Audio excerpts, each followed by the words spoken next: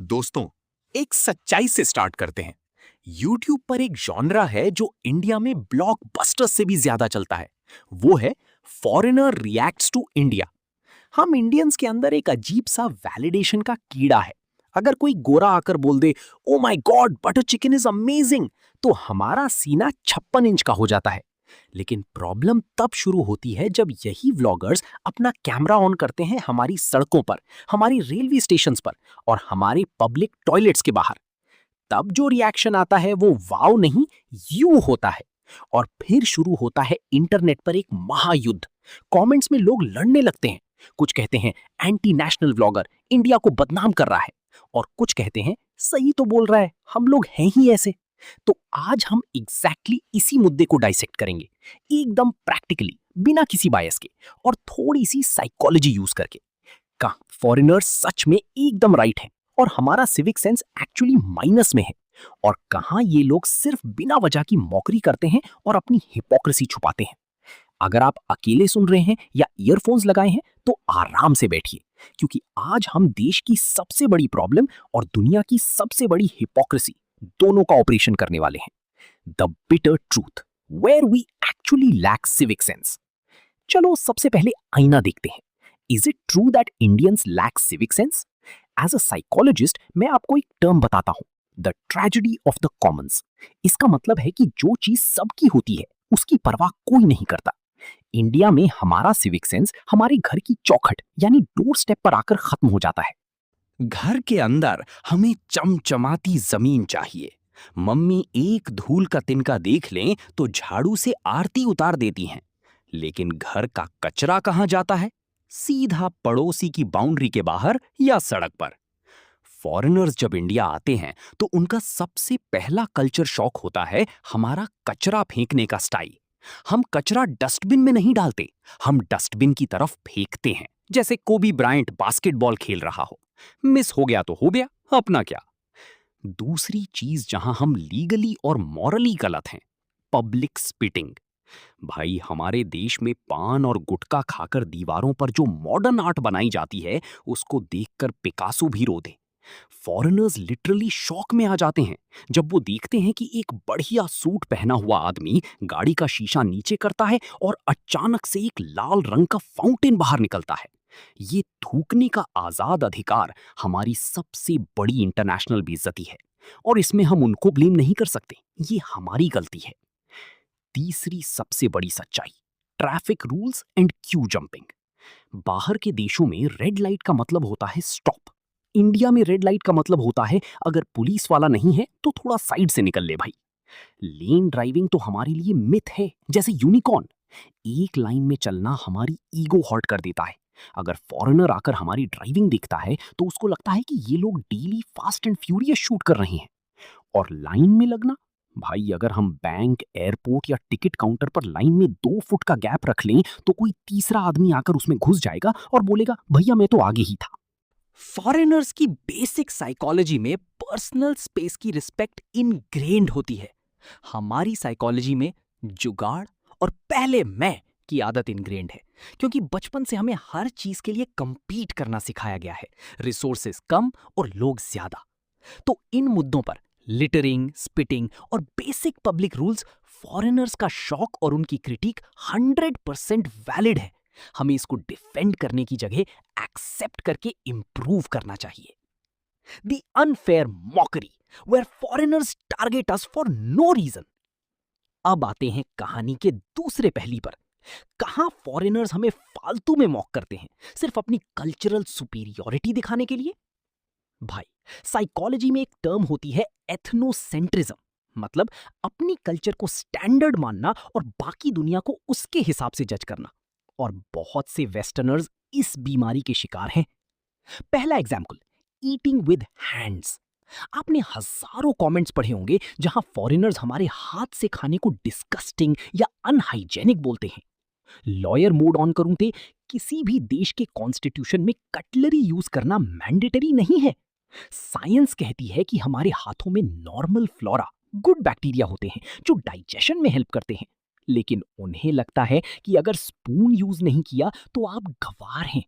ये civic sense का lack नहीं है, ये उनका कल्चरल इग्नोरेंस है। जो इंसान टॉयलेट पेपर यूज करके खुद को साफ समझता है, वो हमें हाइजीन ना ही सिखाए तो बेहतर है। हम लोग दिन में 2 बार नहाकर हाथ धोकर खाना खाते हैं। दूसरा अनफेयर पॉइंट, स्ट्रीट फूड। देखो, मैं मानता हूं कि कुछ street food vendors hygiene maintain नहीं करते, लेकिन एक स्पेसिफिक नैरेटिव सेट कर दिया गया है कि पूरा इंडियन स्ट्रीट फूड पॉइजन है या डेली बेली की फैक्ट्री है। रियलिटी ये है कि स्ट्रीट फूड हमारे कल्चर का एक वाइब्रेंट हिस्सा है। जो फॉरेनर्स आकर लोकल ऑथेंटिक फूड को मॉक करते हैं, वो वही लोग हैं जो अपने देश में मीडियम रेयर यानी आधा कच्चा मांस खाकर फाइन डाइनिंग का टैग लगाते हैं। हर कल्चर की अपनी इम्यूनिटी और अपना स्टाइल होता है। आपको नहीं खाना मत खाओ, लेकिन उसको अनसिविलाइज्ड बोलना गलत है। तीसरा पॉइंट जहां हमें मॉक किया जाता है, ओवर क्राउडिंग और पर्सनल स्पेस। बहुत व्लॉगर्स आकर लोकल ट्रेन या क्राउडेड बाजारों का वीडियो बनाते हैं और बैकग्राउंड में सैड म्यूजिक लगाकर बोलते हैं, लुक एट दिस केओस। भाई, हम 1.4 बिलियन लोग हैं। हमारी पॉपुलेशन डेंसिटी यूरोप के किसी भी स्टैंडर्ड से मैच नहीं कर सकती। अगर एक लोकल ट्रेन में मुंबई के हजारों लोग डेली ट्रैवल कर रहे हैं अपने काम पर जाने के लिए, तो वो सर्वाइवल है, लैक ऑफ सिविक सेंस नहीं। जब आप न्यूयॉर्क के टाइम स्क्वायर में न्यू ईयर की भीड़ देखते हैं तो वो सेलिब्रेशन होती है, पर हमारे यहाँ चांदनी चौक की भीड़ इनके लिए कियोस है। ये डबल स्टैंडर्ड्स हैं। The poverty con and confirmation bias. आपको समझना पड़ेगा कि यूट्यूब और सोशल मीडिया एल्गोरिदम्स कैसे काम करते हैं। नेगेटिव इमोशंस, शॉक वैल्यू और आउटरीच हमेशा ज्यादा व्यूज लाते हैं। बहुत से फॉरेन व्लॉगर्स, जिन्हें आजकल पॉवर्टी टूरिज्म वाले कहा जाता है, डेलिबरेटली ऐसी जगहों पर जाते हैं जहां उन्हें कचरा, गरीबी या कियोस मिले। आप किसी देश में पहली बार जा रहे हैं, आपको पता है कि वहां ताजमहल है, साइबर सिटीज हैं, क्लीन मेट्रो सिस्टम्स हैं, पर नहीं, उनको जाना है सीधा उस स्लम में या उस गटर के पास। अपना कैमरा ऑन करना है और थंबनेल पर बड़ा सा लिखना है, शॉकिंग इंडिया। साइकोलॉजी में इसे कंफर्मेशन बायस कहते हैं। अगर एक गोरा सोच के आया है कि इंडिया डर्टी है, तो वो साफ जगह पर कैमरा पॉइंट ही नहीं करेगा। वो सड़क पर तब तक चलेगा जब तक उसको कोई पान थूकता हुआ या सड़क किनारे सोता हुआ आदमी ना दिख जाए। ये लोग अपना देश भूल जाते हैं। अगर हम न्यूयॉर्क सबवे का कंपैरिजन दिल्ली मेट्रो से करें, तो दिल्ली मेट्रो किसी 7 स्टार होटल जैसी लगेगी, और एनवाई सबवे में आपको इतनी बड़े रैट्स मिलेंगे जो आपसे टैक्स मांग लेंगे। पेरिस, जिसे सिटी ऑफ लव कहा जाता है, उसकी सड़कों पर स्मेल का जो आलम है, उस पे एक बीमारी बनी है जिसे पेरिस सिंड्रोम कहते हैं। पर क्या हम जाकर उन्हें मॉक करते हैं? नहीं। लेकिन जब वेस्टर्नर्स इंडिया आते हैं तो एक सेवियर कॉम्प्लेक्स के साथ आते हैं। उन्हें लगता है कि हम अनसिविलाइज्ड लोग हैं जिन्हें इनकी वैलिडेशन की जरूरत है। ये मॉकरी सिविक सेंस पर कम और क्लासिज्म, अमीरी गरीबी के भेदभाव पर ज्यादा बेस्ड होती है। The balanced conclusion and moving forward. तो समरी क्या निकली इस एनालिसिस की? देखो, हमें सच्चाई से भागना नहीं है। हमारे यहाँ लैक ऑफ सिविक सेंस एक रियल प्रॉब्लम है, और मैं आपको लीगली और मॉरली एक बात क्लियर कर दूं, हमारा पब्लिक इंफ्रा तब तक इंप्रूव नहीं होगा जब तक हमारी माइंडसेट चेंज नहीं होती। गवर्नमेंट कितनी भी डस्टबिन्स लगा ले, अगर हमें गाड़ी के शीशे से प्लास्टिक की बोतल फेंकने में कूल लगता है, तो कोई देश हमारी इज्जत नहीं करेगा।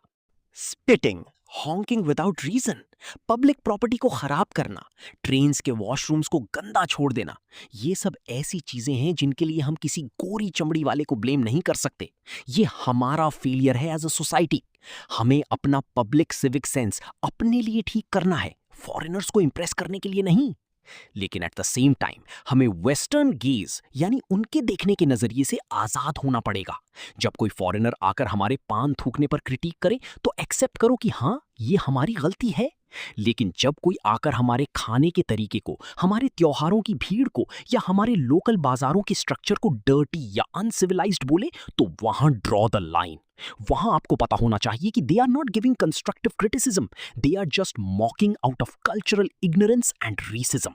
हमें अपने फ्लॉज एक्सेप्ट करने आने चाहिए, पर अपने कल्चर के लिए सॉरी फील करना बंद करना होगा। दोस्तों, as a creator and a psychologist, मेरा मोटिव सिर्फ आपके एजुकेट करते हुए एंटरटेन करना था। इंटरनेट पर हर चीज ब्लैक एंड व्हाइट नहीं होती। ग्रे एरियाज को समझना ही असली मैच्योरिटी है।